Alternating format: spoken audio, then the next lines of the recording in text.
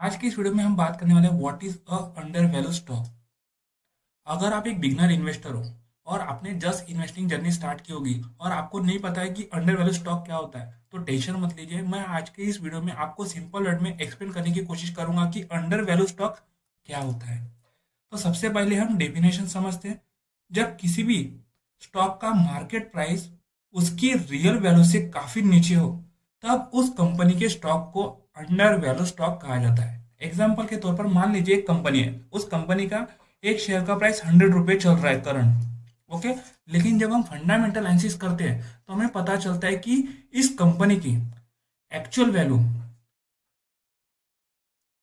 120 होनी चाहिए और चल कितनी रही है, 100। तो ये कंपनी अंडर वैल्यू है ऐसी मानी जाती है। वैसे बहुत सारे फैक्टर होते हैं। एग्जाम्पल के तौर पर मैं बताता हूँ। देखिए, ये डॉक्टर रेड्डी लिमिटेड कंपनी है, इसका एक शेयर का प्राइस 1260 चल रहा है। अगर इस कंपनी का स्टॉक का प्राइस टू अर्निंग रेशियो देखोगे तो 18.2 है।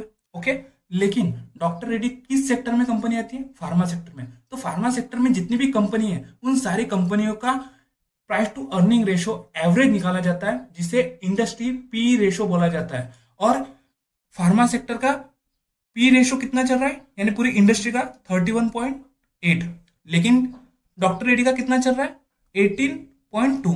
इसका मतलब है ये कंपनी अंडर वैल्यू हो सकती है। बहुत सारे फैक्टर देखने होते हैं, लेकिन इससे हम पता कर सकते हैं शॉर्ट में कि ये कंपनी अभी की सिचुएशन में अंडर वैल्यूड है। और ये कंपनी लार्ज कैप है और ये फंडामेंटली स्ट्रांग है। लेकिन मैं इस वीडियो में सिर्फ एग्जाम्पल दे रहा हूं, ना कि आपको रिकमेंडेशन दे रहा हूं। मैं सिर्फ समझाने की कोशिश कर रहा हूं कि हम किस तरह से चेक करते हैं कि कौन सी कंपनी अंडर वैल्यूड है। जब किसी भी कंपनी में आप इन्वेस्टमेंट कर रहे हो तो सबसे पहले उस कंपनी की फंडामेंटल एनालिसिस करो। और अगर वो कंपनी अंडर वैल्यूड है तो इसका मतलब है कि कंपनी बहुत ही स्ट्रांग है, उस कंपनी का मैनेजमेंट भी अच्छा है, उसका प्रमोटर भी अच्छा है और प्रमोटर का विजन भी अच्छा है और उस कंपनी का प्रोडक्ट भी अच्छा है। और वो कंपनी का प्रॉफिट है ना, वो स्टेबल है। देखिए, 5,578 करोड़, 5,725 करोड़, 5,730 करोड़, यानी इन कंपनी ने कंटिन्यूसली अच्छा रिटर्न जनरेट किया। इसका मतलब है कि ये कंपनी प्रॉफिटेबल है और फ्यूचर में और अच्छा काम कर सकती है, लेकिन मार्केट ने अभी उसको पहचाना नहीं। देखिए, बहुत सारी कंपनियां हैं जो लार्ज कैप की कंपनी होती है, लेकिन मार्केट कभी कभी इस तरह से करेक्शन करता है और करेक्शन करने की वजह से इस तरह की कंपनी जो बहुत अच्छी है वो कभी कभी 40% 50% गिर जाती है, यानी हमें डिस्काउंट पे मिलती है। ये कंपनी अच्छी होती है लेकिन फ्यूचर में अच्छा वर्क कर सकती है। लेकिन जब आप किसी भी कंपनी में इन्वेस्टमेंट करते हो तो अपना रिस्क समझकर ही उस स्टॉक में इन्वेस्टमेंट करना चाहिए। और हम कितना पैसा लूज कर सकते हैं उतना ही उस स्टॉक में इन्वेस्टमेंट करना चाहिए, क्योंकि आप कितनी भी अच्छी फंडामेंटल एनालिसिस कर लो, वो कितनी भी अच्छी कंपनी हो, लेकिन हम सिर्फ फ्यूचर प्रेडिक्ट करने की कोशिश करते हैं और हमारी एनालिसिस 100% सही होगी इसकी कोई गारंटी नहीं होती है। और कभी कभी देखिए, कोरोना जैसे समय आ जाता है तो उस समय इस तरह की कंपनी हमें 30-40% में डिस्काउंट में मिलती है।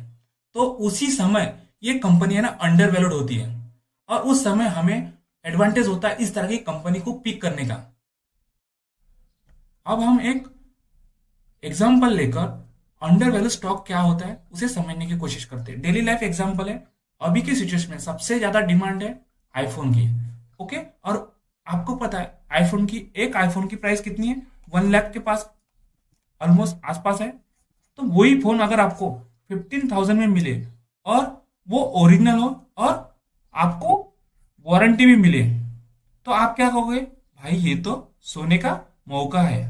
बस वही लॉजिक अंडर वैल्यूड स्टॉक में होता है कि एक शेयर का प्राइस चल रहा है 100 रुपए, लेकिन उस शेयर की एक्चुअल वैल्यू चल रही है बैलेंस शीट के अनुसार 150।